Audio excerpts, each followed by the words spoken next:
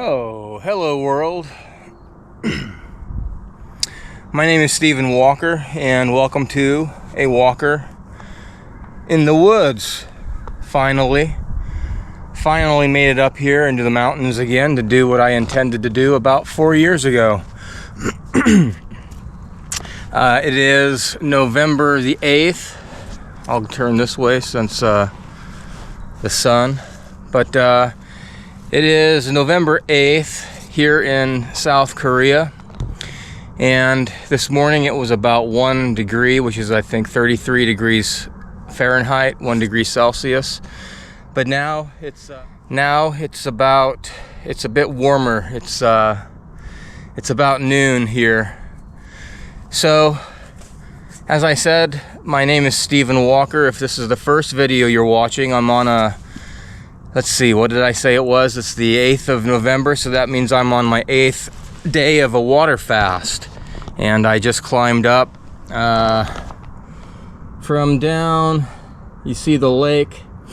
I live right next to the lake, and so I climbed up this way and up over this way. So I am here now, and I'm going to take a little bit of a break and then head back down. But for today, this is the journey to the top and then back down, and then I'll share some results that I have from yesterday and from day one. And yeah, some of the results surprised me, and some of them I kind of expected. But I think tomorrow I'll go to the gym, and they have an InBody fit that's kind of a much more advanced one that I'm using. So I'm going to take their metrics and compare with the one that I have at home and see how far off or how close it is. So I'm going to show you a little bit while I'm up here. But so down there, this is called Hongsung. I'm sorry. Hongsung is over there. This is Napo. This is called Napo Shindoshi. Shin means new, Doshi is city. And so this city is about 15 years old or so. And if you look over here, I don't know, this is the first time I'm using this. I can't really zoom in. But if you look down there, that is a golf course that they're building. And they're actually a lot farther along than I imagined, because I usually would walk along the road next to it and I didn't get the bird's eye view. But I think it's going to be an 18-hole course. So as it is a new city, it is growing and growing. Down over here, that's going to be, I think, a medical university. So if I play my cards right, maybe I'll be able to get a job in my local town rather than having to commute an hour and a half. So give me 1 second while I scale this crevice, which I had to crawl up. And no problem. This is kind of cool right here. If you can see up here, you can kind of see lettering, old graffiti of some sort. That looks to be Korean. And then I think there was some Chinese here, down here. This is some old Chinese characters. I have no idea what the Chinese means, but this one looks to be, that would be Kim Hyung Bam, probably someone's name, if that's what it is. Kim Hyung Bam. Kim is a family name here. But so this mountain range right here that runs along Napo is called Yongbong-san, or Yongbong Mountain. And Yong means dragon, and Bong I think means like top or spire, something to that nature. But In future videos, I will take you along the ridge of this whole entire mountain. If you go up basically to that little saddle in the center of the video, and you take a left, that's a really nice loop that'll take you down and back to the city. Or you can go up along that ridge and go all the way down there, which is a longer hike. Or you can go up to this ridge, go over the ridge, and then you'll hit the mountain behind it. And that's a really beautiful hike. It's much taller. I can't remember the meters or feet at the moment, but the trails are and the views are magnificent. And just behind this mountain in the foreground, there is a temple in the mountain, Yongbong Sa. San means mountain, and Sa means temple. So South Korea is primarily Buddhist and Christian. They kind of share about half and half between those two. Animist still exist, believing in nature and the soul, in natural things. Shamanism is still a thing here in South Korea. Not too prevalent, but it still exists. They do enjoy a lot of reading your astronomical charts, reading the palms of your hands. And speaking of the palms of my hands, there's the top of my feet. So I am grounding today. I did this hike without any shoes, and along the way up, I actually helped an old ajumma, an old woman, scaling down a little section, and she's like, "Oh, kamsahamnida, thank you," and she's like surprised suddenly when she saw my bare feet. Rawr. And she's like, "Oh, Quinchena? Not a problem." And I'm like, "No, it's okay. Be on your way. Safety first, Anjan Jail, Ajuma. You worry about you, you let me worry about me, and all is good in the world." But it's nice to be back up in the mountain, I can tell you that. And before it gets too cold, I want to do more barefoot grounding, earthing hikes. I'll show you the mats that they use on a lot of the more flat terrain trails. The trails on this mountain in particular are very manicured. And so they use this mat that's about that thick, and I think it's made from coconut fiber. And it's about probably 2.5, 3 foot wide, and it runs all the length of this mountain range. But just being up in the mountain, the clarity. Now you look, and the air doesn't look terribly clean. Generally in the autumn, in the fall, it is quite clean. The sky is very blue, but down probably, I don't know if it's a mile up, a kilometer or so, kilometer and a half. There is a haze, and I'm not sure. I'm sure some of it is pollution. We get a lot of yellow dust from China in this, but that's generally in the spring. So the autumn, you know, I'm on the west coast, near the west coast, so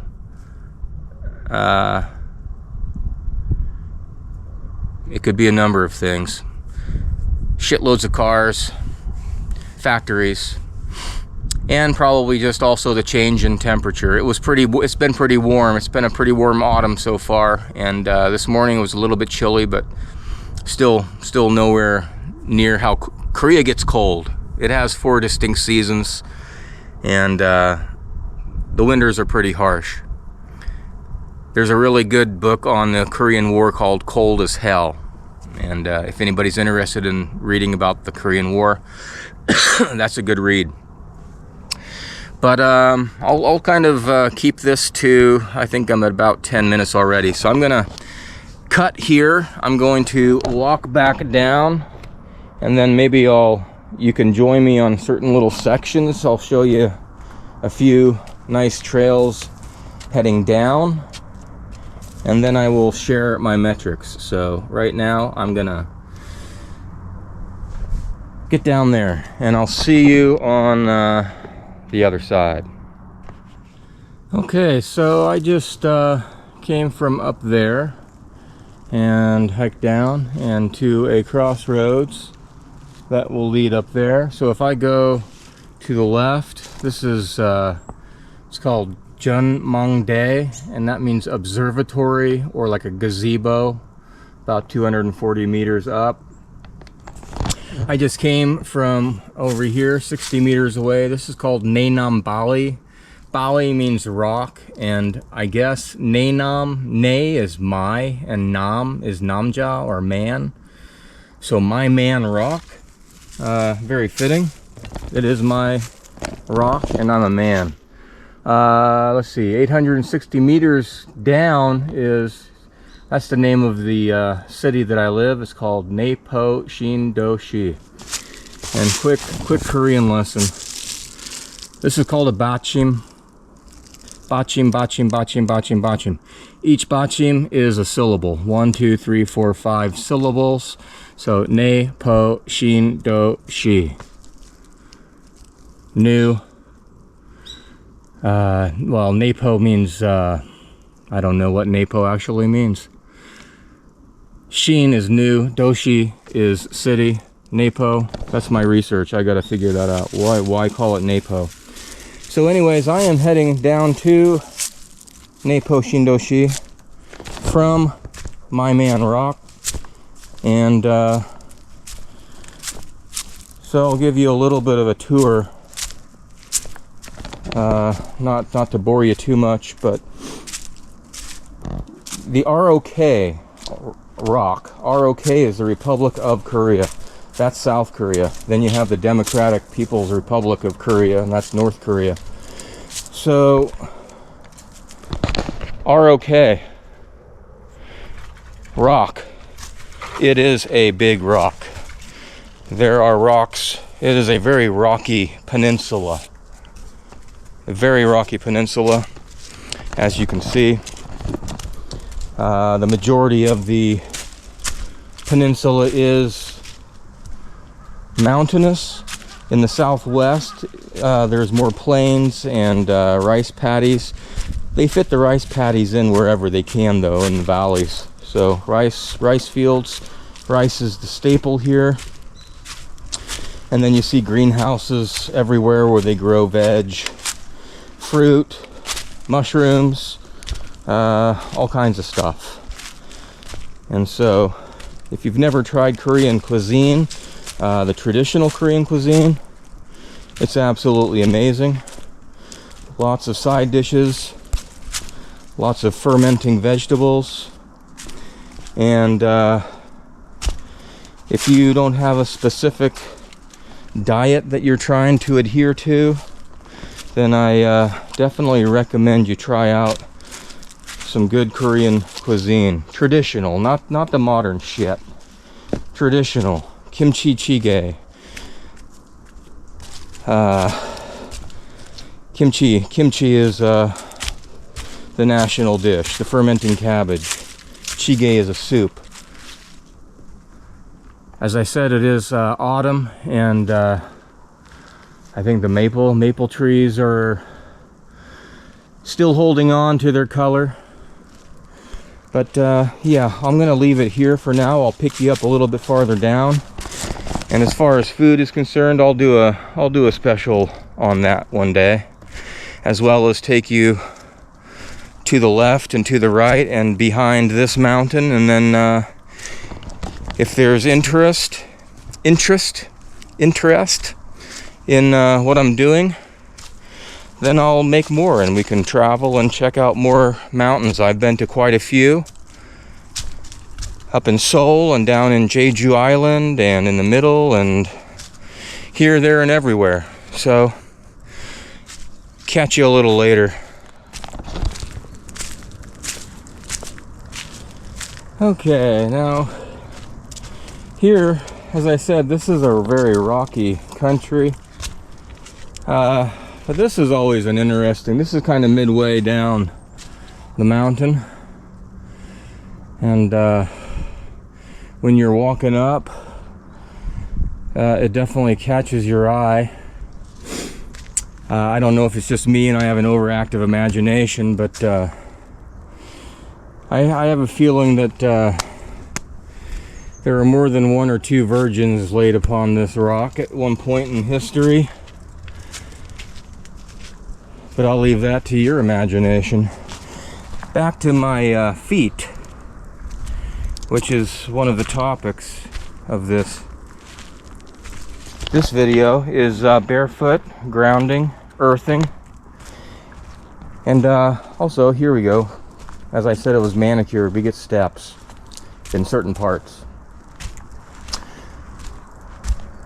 But when I was walking up, hiking up, actually walking down, hiking up, the mountains are pretty steep. Actually, that's why I didn't record going up. You wouldn't have been able to understand me. But the Ajumma, the old woman that I came across, remarked that don't my feet hurt, and why the hell am I not wearing shoes? And so I'll talk more about that in my video once I get back to my casa, my Jeep, my home. Did a little bit of research. Actually, here is where the woman was coming down. She was coming down this way, and I was coming up and had to wait. And that's another thing. In Korea, you see a lot of older people. And by old, I will include myself. 50s, 60s, generally. Late 40s. Late middle-aged to early elderly. You don't see a lot of teenagers. I wonder why. We'll leave that one for another video in the future. But grounding. One beautiful thing about grounding that I didn't touch on in the PPT later is that you have to slow down. You're not just plodding through anything underneath you. You have to focus on where you're going and where you place your feet. And occasionally you'll get something sharp in the sole or stub your toe, and that's okay. But the point is, it slows you down, and that's important to carry through in life as well. You got to slow down and smell the roses, or in this case, Dainamu. This is bamboo. So now I just came from up there, and I am entering a bamboo forest. So this is all young bamboo. Dainamu is what they call it in Korea, and that's pretty cool. Bamboo is a very useful grass, and I remember I tried to grow it in Africa once. It didn't work very well, but it's all over South Korea and obviously Southeast Asia. And over here, this was a remnant of, oh, there's one, MOVEmber. A MOVEmber is a tomb. So right here, this is a tomb.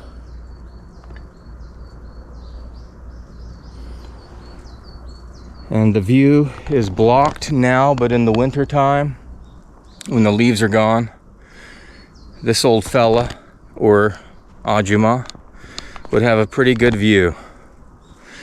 And this is pretty common to see, but obviously Korea is a very populated country and not everybody can have a tomb.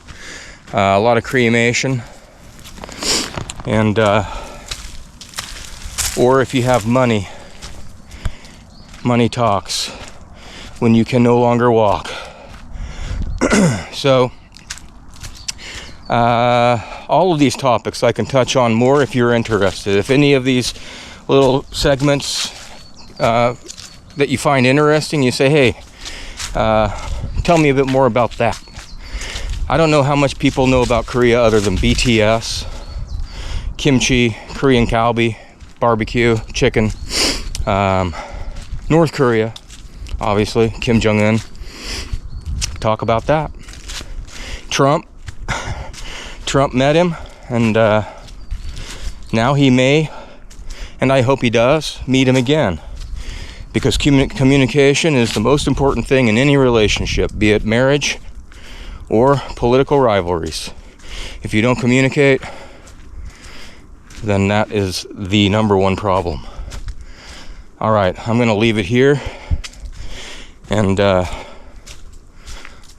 see you a bit later.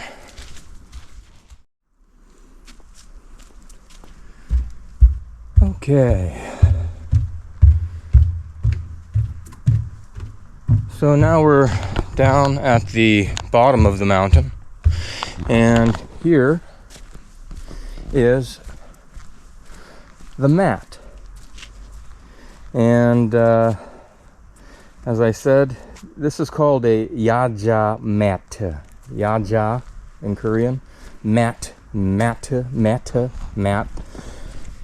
It is made from coconut between the shell and I guess the husk. It's the husk of the coconut. It's between the shell and the nut. Between the shell and the nut, so the husk basically. It's coconut husk. And so again, it's about, I don't know, 2.5 feet wide and about yay thick. And so that runs along many of the more level trails. And here we go again. So when you're barefoot walking, not a problem, other than there are acorns that fall. They have the sharp little barbs before they're shelled, and obviously sticks, and where is it? Can you see it? There it is. The metal things that tack down these mats. There are different types that they use, and occasionally they'll be they work them their way up out of the earth through nature and people stomping on it. But we're coming to the home stretch, so I will see you at home.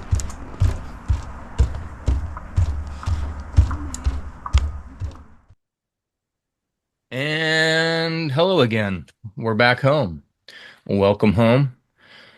That was a very, very good hike, and I'm glad I did it. Every time before hikes, before getting ready to go outside, there's always that little devil on your shoulder, I guess. This one that says, nah, just relax, chill out. Especially today, you're fasting. You're on day 8 of your fast. No need to go out there. But luckily, this guy over here won. And so I feel great and revitalized.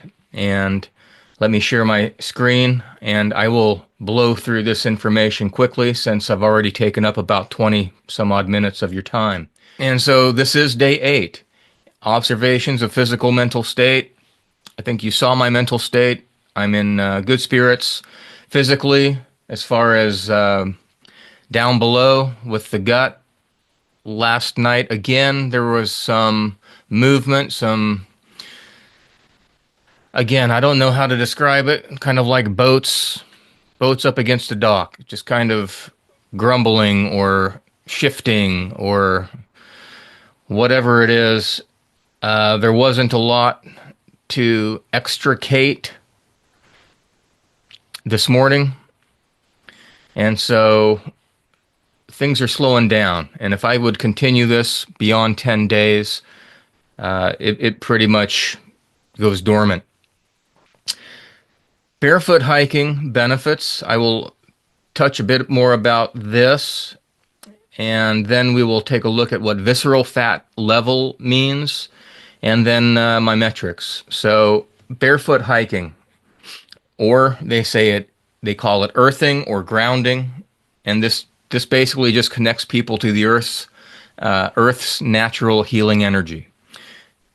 It reduces inflammation, pain, and stress. It improves blood flow, sleep, and vitality. Earthing is a simple, profound lifestyle addition requiring no effort or dieting. And earthing is a grossly overlooked factor in health and healing. When is the last time that you went outside in your bare feet? We always put our shoes on, and our shoes have rubber soles. Just like the old Beatles album, Rubber Soul. Well, what does that rubber sole do? It disconnects you. It separates you from the earth. And that is not healthy. And I will show you why. Walking barefoot lets your feet move freely, which could improve your movement. Foot mechanics. As I talked about a little bit earlier up in the mountain, we walk slower with intent, focused. And the foot is designed to navigate the terrain. If we're wearing hiking boots with a stiff sole, or if we're outside in our running shoes or in our dress shoes or whatever, our feet don't move as they were designed to do. And so get out there, take your shoes off and your socks, and scratch around in the grass. Especially you Americans, you all have backyards, front yards. Don't just mow it, use it. Research has shown improved foot structure, including a more defined arch and better mobility. Fact. Better foot mechanics can also mean fewer toe problems, period. So now this is the important part here. So negatively charged particles abound on the Earth's surface. And you can get negative electrons by planting your feet on the Earth. Everyday items that emit a positive charge, on the other hand, include cell phones, televisions, pollution, Wi-Fi, etc.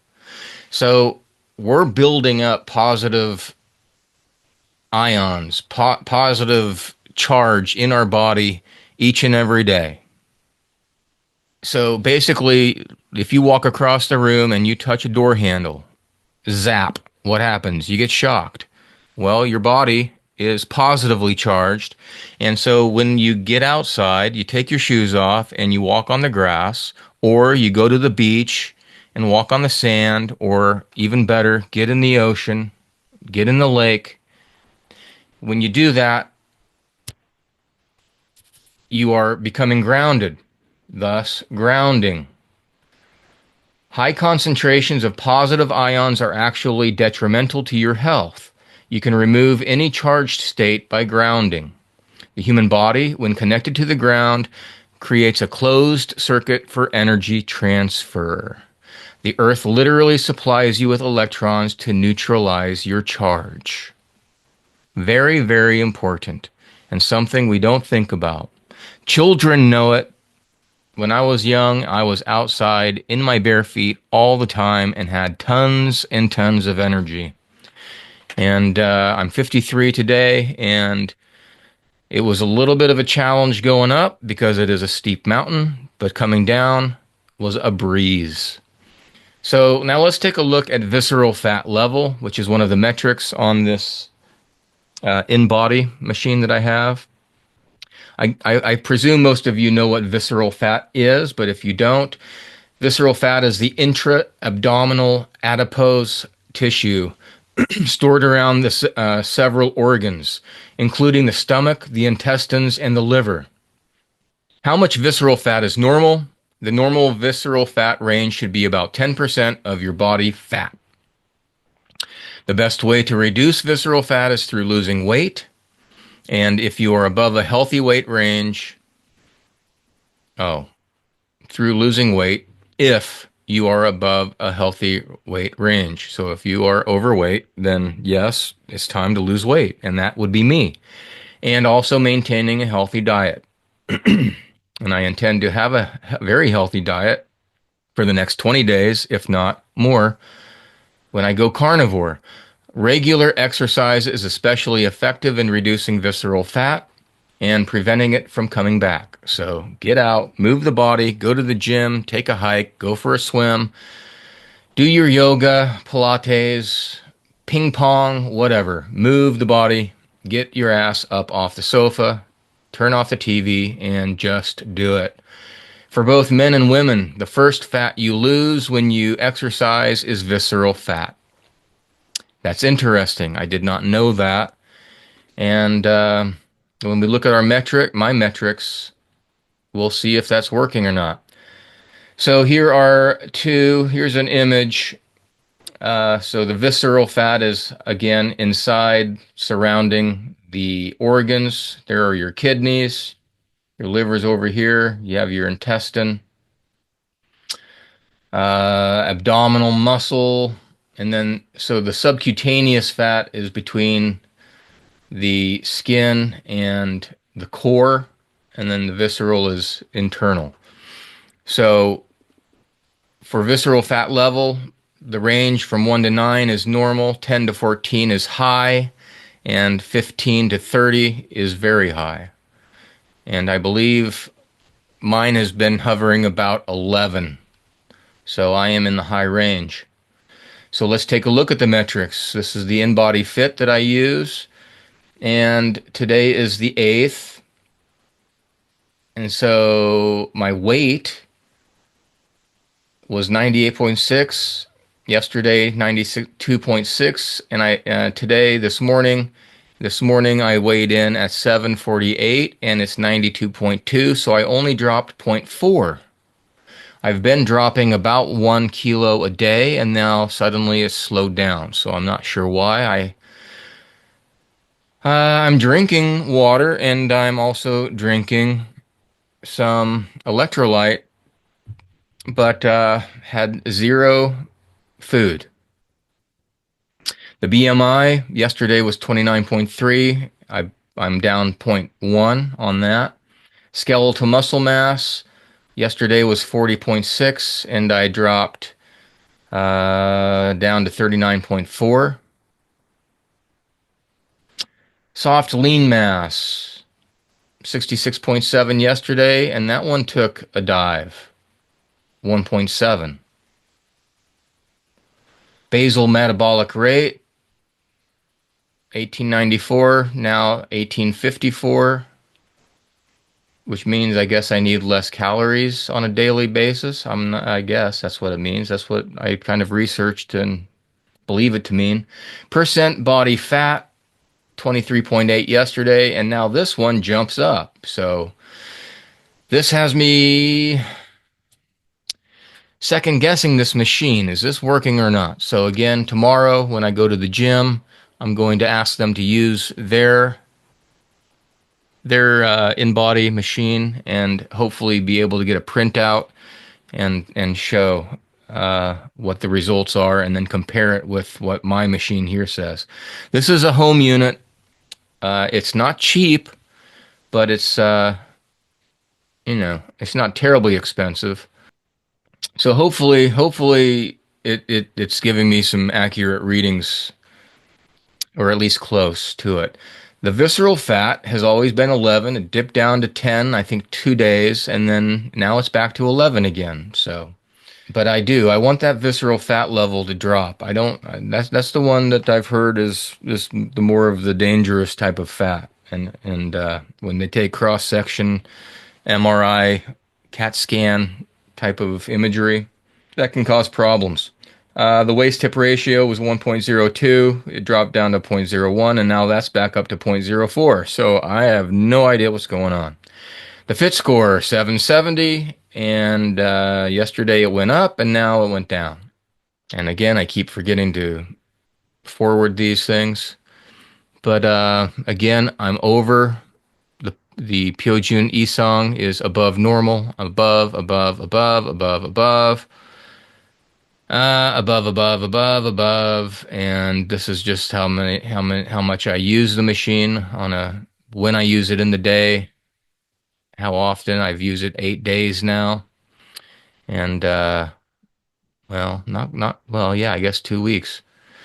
2 weeks. I'm into my second week of a fast, and here I'll give you another metric. I showed you two graphs yesterday. I think I showed you the BMI and skeletal muscle mass. And so the soft lean, the Gunyuk Baekbun Lee, is the soft lean. So I'm 65 and I fall within about 74.3% of, there's only 94 people that are being documented on this metric. And then the second metric, also 94, Kicho de Saryang Baekbun Lee. And so that would be the, what am I here? 72.9. Oh, so I'm 72.9 in the standing. 1576 is the lowest. 1984, great book, is the highest. And so this is the basal metabolic rate, and that is where I fall. So I am again up in the upper third of the population that's using this machine. So there you go. Those are the metrics for today. And I will, as always, end with a nice quote. And this is anonymous, but it says, "The pain you feel today is the strength you'll feel tomorrow." The pain you feel today is the strength you will feel tomorrow. Yesterday I went to the gym. A little bit of pain, not bad. I feel much better. I did the full workout and I woke up not sore. So I'm over that hump. And then, so I decided to go for a hike. It was tough getting up, easy coming down, a little bit of pain, not much, but well worth the effort. And I feel great and full of energy. And it is 2:30 p.m., so I've got a full day ahead of me still.